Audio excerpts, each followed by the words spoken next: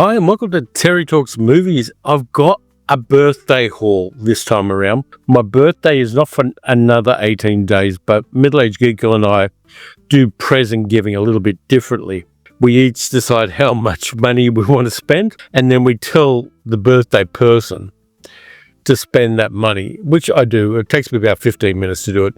So we had the meeting for the birthday thing. We worked out a budget, and part of my birthday haul has arrived. It's from Imprint Asia, and I don't get given review copies of Imprint Asia, which is okay. But this month, the Imprint Asia stuff looked intriguing, so I used part of my birthday haul to get the 3 movies that Imprint Asia released this month. And they're surprisingly good. They're hidden gems. All 3 of them are from Shaw Brothers, and they're from the 1960s and the 1970s.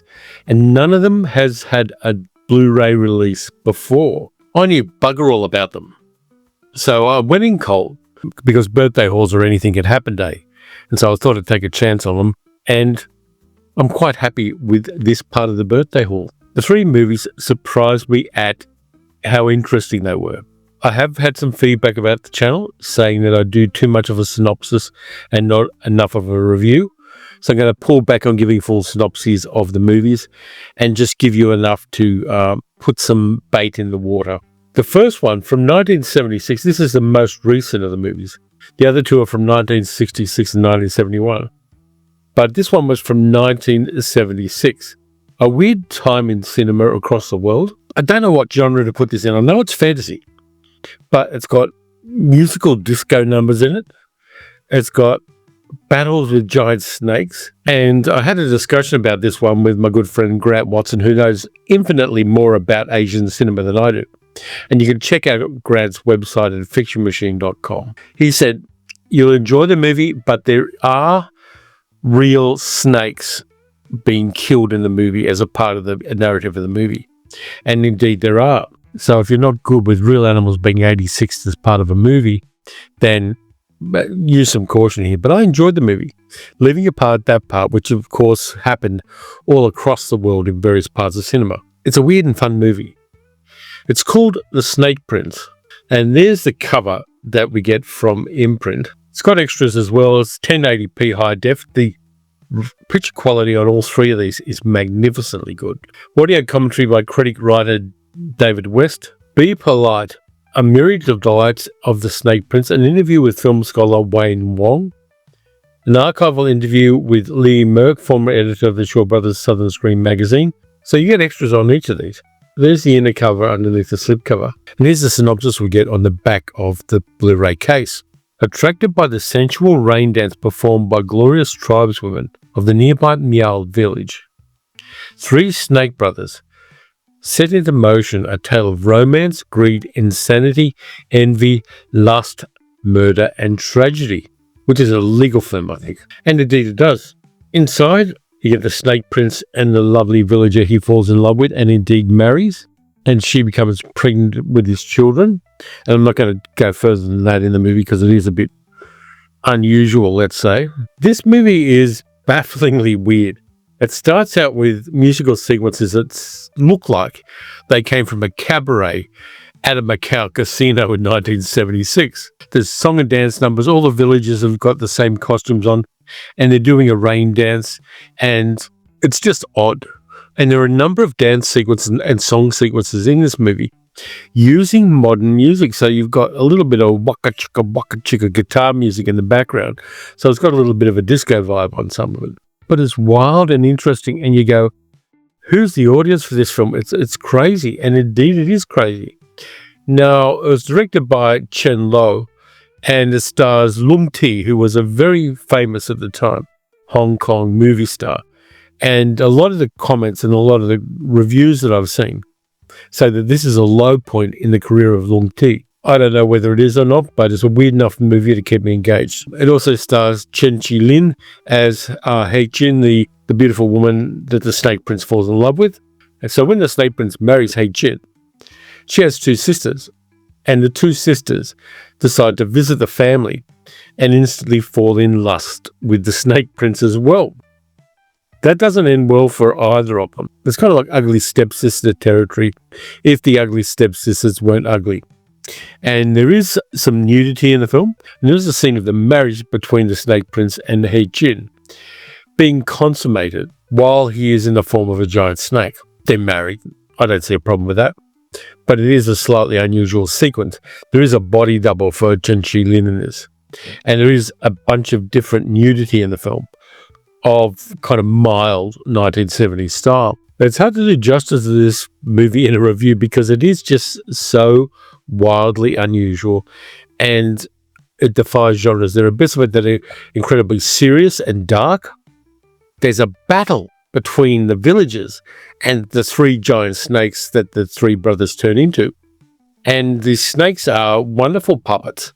They kind of remind me of that Fritz Lang version of the Nibelung with the giant dragon. They've got beautiful giant puppets playing these dragons, one of whom breathes fire, which is kind of cool. And I always like a little bit of a fire-breathing snake in a movie. But I don't think you can name a movie that has a fire-breathing snake in it that isn't enhanced by the fire-breathing snake. You should check this one out. They're selling at a discount now. The price has been reduced on the Imprint website. And you can get the three of them in a package and get a discount as well, which is what I did with these. Then the Snake Prince, as long as you don't try to pigeonhole it into one genre, you got to run with it and enjoy it. Shaw Brothers production values are great. The saturated colors work magnificently. The martial arts fighting is at the level that Shaw Brothers movies always had. Leave your expectations at the door. You're going to have a good time with this movie. It's a recommendation from me.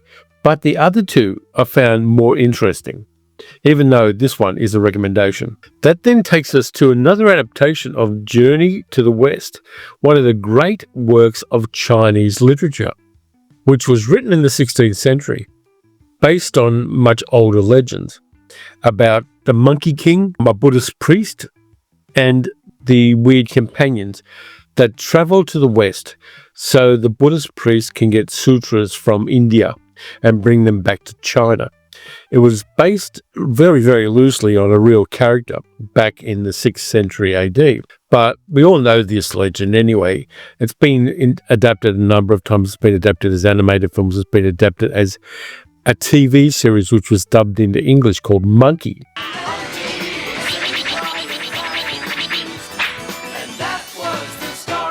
Which turned up in Australian television in the afternoons, and kids fell in love with Monkey. This is an older version of this. This is 1966, and the movie is called The Monkey Goes West.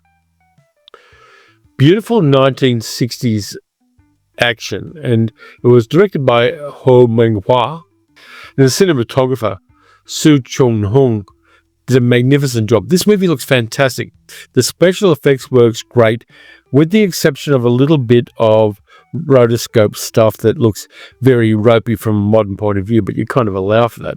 And it's got the usual story of the monk goes to the mountain where Monkey has been trapped for 500 years. The great sage equal of heaven has been trapped in the mountain by Buddha, and Buddha has left a seal at the top of the mountain, trapping Monkey because Monkey acted up and tried to take over heaven.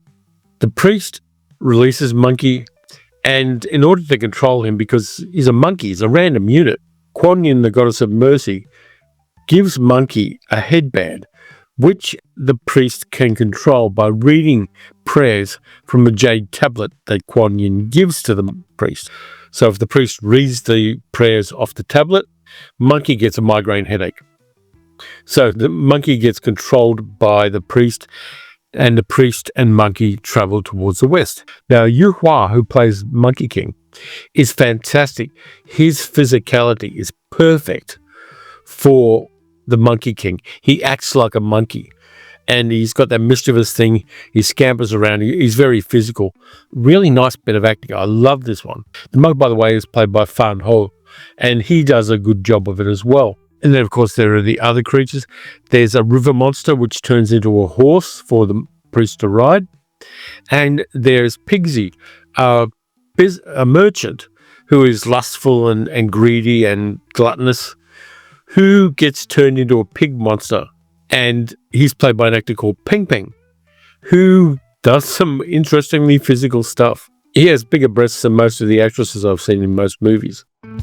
And Peng Peng and the Green Snake Demon's daughter, played by Tina Chin Fai, have a duet in the style of Beijing opera singing. And there are a number of songs that Peng Peng and Tina Chin Fai sing to each other in Chinese opera style during the movie. So there are songs in here as well. Now, the priest has a really fraught trip to head to the west because a whole bunch of different demons want to eat the priest, because if you eat the flesh of a priest so incredibly holy, you are going to be immortal. He's like a unicorn horn in human form. And so a whole bunch of demons go up against Monkey, Pigsy, and the priest. But the priest and Monkey and Pigsy prevail. Now, the synopsis on the back of this particular disc says, a monkey encounters a supernatural monkey and a number of magical beings while journeying west in search of sacred scriptures, which is pretty brief and concise and right. So there's the outside cover, which is very cool. 1080p again. Audio commentary by film historian Sam Dayan. Journey to the West, folklore to film, an interview with film historian Paul Fonaroff. An archival interview with director Ho Meng-hua. Archival interview with actor Hui Hua. And a trailer in Mandarin. Inside, you get different artwork, and I like this one as well. There's your inside artwork. There's your back. And inside, underneath the disc, you get an idea of some of the production value. And the set designs and the production value on this are marvelous. They do so much with fairly primitive special effects technologies. The river monster looks good. The monkey looks perfect and just does such a great job. And Pigsy and the Green Snake Demon's daughter and Spirit Sister Skeleton and an Earth God and a whole bunch of other monsters look right. And there's a very playful attitude to it. And then you get these weird duets in Beijing opera style singing, which are very unusual from our point of view. Well, from my point of view, being an Anglophone white guy. But it works for me. I just got absorbed into it. And again, another good selection. Another one that hadn't been released on Blu-ray ever before. But the third movie is even better. And the third movie is the one that I like best. In the order I saw them, it's probably the order I would rank these three movies. Snake Prince, Monkey Goes West, and Vengeance of a Snow Girl is the best one of the three for me. And there it is there. And there's the back. This one's from 1971. The synopsis says, after 10 years of martial arts training, a young girl with a permanent leg ailment, it says foot ailment, but it's actually both of her legs have nerve damage, seeks revenge on the people who murdered her parents. There's a lot more to it than that, but that's the bottom line of it. Before I tell you about the movie, again, 1080p high definition. Audio commentary by cult film critic Ian Jane. Film scholar Luke White on Vengeance of a Snow Girl featurette. Archival interview with actor Ku Feng. Archival interview with actress Lisa Chow Chow. So you're pretty good extras on this. Inside, you get more of that. Very nice little piece of cover art. The back looks like that. And that cover art also shows the magical sword in the movie, which is the Jade Phoenix sword, which everybody in the movie wants. Inside, you got the Snow Girl. This one was actually directed by Wei Lo, the same guy who directed around the same time Fist of Fury and The Big Boss, two of the breakthrough movies for Bruce Lee. Same director. And it's an incredibly good movie. I love this one. My eyes were locked to the screen while I was watching it. Starts out with beautifully colourful titles, which I like. The music by Wang Fu Ling is really good, even though it does use a couple of stings that are pinched from John Barry's score for On Her Majesty's Secret Service. Some like 2 or 3 second stings of music from On Her Majesty's Secret Service are pinched by Shaw Brothers for this movie and used about 3 or 4 times. Happened a lot in Hong Kong cinema at the time. So the story is this: the young woman whose name is Shen, played by Ching Li, is going on a revenge rampage against the 4 men who 10 years before killed her mother and her father to get possession of the Jade Phoenix sword. Her father wasn't a good enough martial artist to have it, according to these guys, and so they went to convince him to give over the Jade Phoenix sword so it can be looked after by the martial arts community in general. The father resisted and said it's his sword and he needs to look after it. 3 of the men who confronted him get pissed off and kill both him and his wife. Meanwhile, in the cave that they're in, the daughter of the couple is hiding knee-deep in freezing cold, icy water.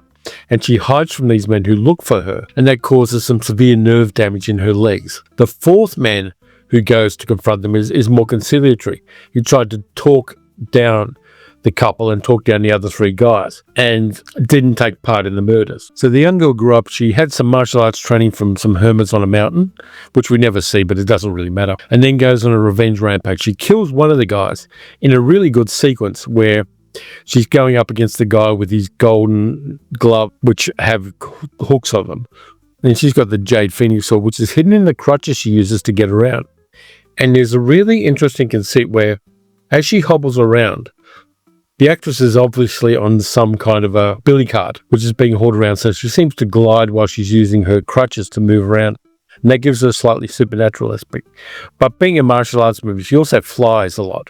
So she leaps and flies around even though her legs don't work, and uses all of her martial arts skills to defeat the first 2 of the men that killed her parents. Meanwhile, the sons of the 4th man, who didn't take part in the murders, offer to help her, and the 4th man, who is also a healer, tells her there's a way for her to get her legs healed. She needs to get first some fireproof armor, which is looked after by another warlord somewhere else, which will enable her to go to a mountain and get a fire pearl, which will protect her from the cold at the top of a mountain where there's a pool of hot water, where if she bathes her legs in the pool for over an hour, it will heal the injury to her legs. She'll not only be able to walk normally again, but she'll be able to use her martial arts skills to a great high level in order to protect the Jade Phoenix sword. A little bit of plot tokening.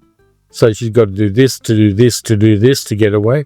And the wuxia martial arts stuff in this is next level good. Weilo knew his stuff. And the interesting thing I found is not only does he use a tracking camera, moving across and around the characters in the action sequences, he also uses a tracking camera in the dialogue scenes to emphasize things. A lot of other directors would use it a little more randomly, but with Weilo's direction, it's always very specific why and how he uses a tracking camera in an action shot or in a dialogue shot.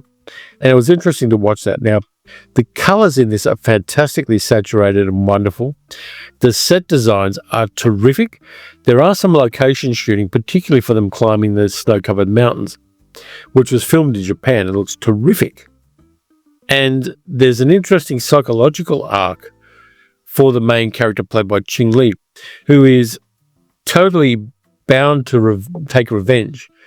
But as she discusses things with the 4th man, and this 4th man's 2 sons, they try to not psychoanalyze her, but they try to talk her down from her rage and her anger and her unthinking need for revenge. Their compassion and the assistance they provide her while all of the other groups are trying to get this sword make it psychologically much more complex than I expected it to be. There's a lot of compassion in this film, and talking someone down from their trauma and instinctive hatred is an interesting subplot in this film. It works incredibly well, and I was surprised at how much of that there is in this film. It really is the best of the 3 for me. It's psychologically complex. The wire work and the wuxia fight scenes in this, because of the director Weilo, who knew his shit more than most other people did, are next level good. The acting is on point. The idea of having a disabled character as the main protagonist is something that's not unknown in Hong Kong wuxia movies of the time. There was a one-armed swordsman, the one-armed boxer. There are a whole bunch of different disabled characters who were the martial arts heroes of various action films made in Hong Kong in the 60s and 70s. But having a woman at the core of it and giving her that redemption arc, which ends in a way that probably wouldn't be the ending in, say, an European or American version of this story. Makes it a memorable, incredibly creative and inventive movie. And the dynamic of compassion and understanding versus revenge and hatred really hits well, particularly to a modern audience. You should check out Vengeance of a Snow Girl. There's another one that's been discounted by Imprint at the moment. And the Imprint Asia mark, releasing 3 movies a month, is doing some really interesting stuff, and it's giving us hidden gems that an English-speaking audience just doesn't know about until they suddenly pop up on the listings for Imprint Asia. And I was thinking back, I've been watching wuxia movies and martial arts films from Hong Kong since the 1970s, since before Bruce Lee died. I've been watching these films. I went to a cinema in Liverpool Street in Sydney when I was living in Sydney in my misspent youth, and I would watch this kind of movie in very bad prints with very bad subtitles. They had white subtitles, and sometimes you couldn't read them because the background they were on was white as well. But I watched them and enjoyed them a lot, and watching these 3 movies refreshed that love of wuxia films for me. And it's wonderful that the prints are so perfect on this, and technology has evolved so that I can watch this at home on a perfect print, on a big screen, and just enjoy the hell out of it with great subtitles that actually work well for the story. Whereas the subtitles you got in the 1970s when I was heading down to Chinatown to watch films were very rudimentary at best. But things have evolved in the delivery of these kinds of films in a way that while I was watching the films, I was reminded of it, and I truly appreciate it. So that's what I got for you this time. 3 Hong Kong movies made by Shaw Brothers in the 60s and 70s that most people didn't know about. Yes, there is a proviso on the snake prints about snakes being killed during the production of the movie. But apart from that, I've had an incredibly wonderful couple of days watching these films, and I recommend you get all of them with that proviso. Thank you very much for watching. If you enjoyed the video, please like, subscribe, hit the notification bell. You can also support the channel by donating through YouTube, by becoming a member to the channel on YouTube, and by becoming a patron at patreon.com/TerryTalksMovies. Next up, we've got the Wednesday video, and I might do more of the things I've got in my birthday haul, because there's 2 more movies I've got so far, which are a lot of fun and are not quite hidden gems, but are a little off to one side of the usual things people are watching at the moment. So until all that stuff happens, watch some good movies, watch some bad movies, watch some Hong Kong action films made by the Shaw Brothers, and I'll catch you next time.